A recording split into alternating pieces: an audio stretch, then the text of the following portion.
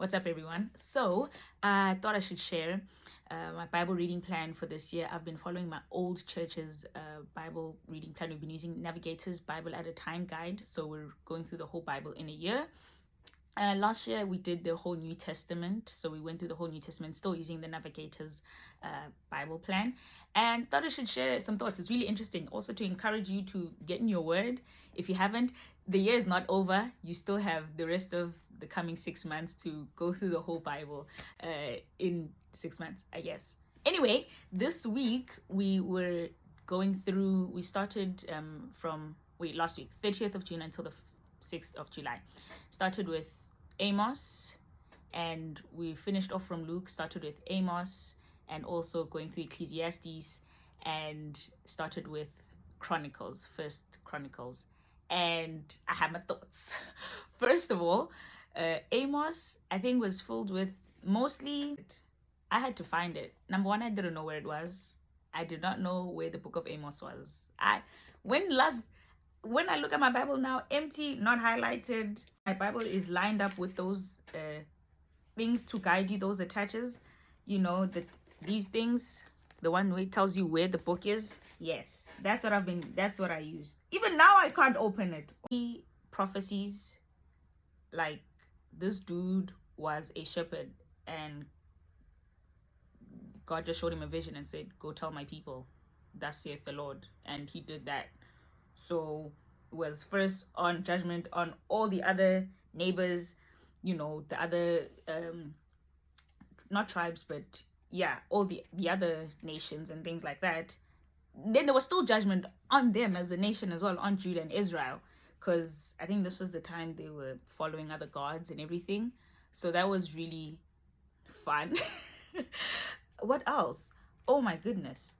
Yeah, prophecies, sometimes they sound so abstract, very abstract, and I'm like, okay, where is this going? What does this mean? So it was a lot of that. Definitely, like, really harsh, like, I'm gonna destroy you guys because you caused my people to sin. Also, my people, you are going to exile. That's it for you. So that's pretty much the whole book, really. But the ending, good ending, okay? It ends up with a restoration of Israel. So God is like, don't worry, I got you. Coming back again. All good. Second book, Ecclesiastes. That one I started the other week. Ecclesiastes also, vanity. Life is vanity. Everything is vanity. it's just that. Good things also, here's one verse, also that everyone should eat and drink and take pleasure in all his toil. This is God's gift to man. So the writer for sure is acknowledging that, listen, God has given you the gift of being able to enjoy what you have worked for. But at the same time, vanity. Everything is vanity. Life is vanity. So, yeah, not really like happy-go-lucky type psalmist type, book. It's very much so, no, what is life about? But also just good, being able to cause you to be reflective as well. And then we got to Chronicles. I don't want to lie. This is going to be long. This is going to be long.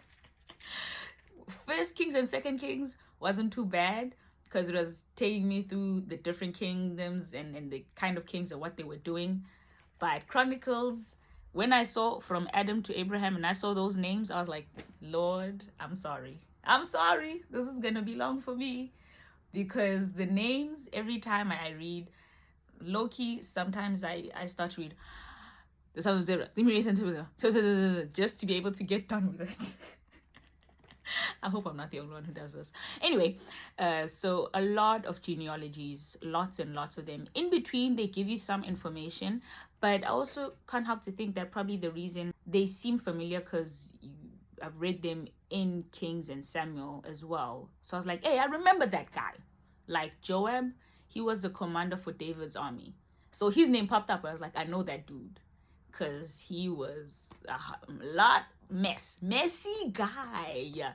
And David was like, told his son, say, hey, deal with him and his brothers. So I remember him. So there are names that came up that I was like, oh, I know that from Joshua, from the time Moses and them, that generation.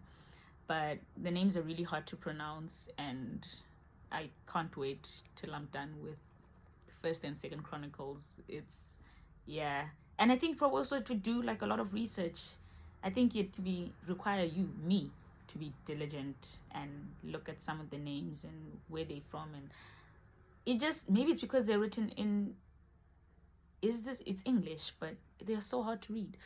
That's fun. So that was this week's Bible review.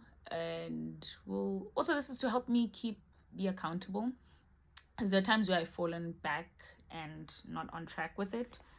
So hopefully this would encourage you to get in your word if you haven't this year. Yeah,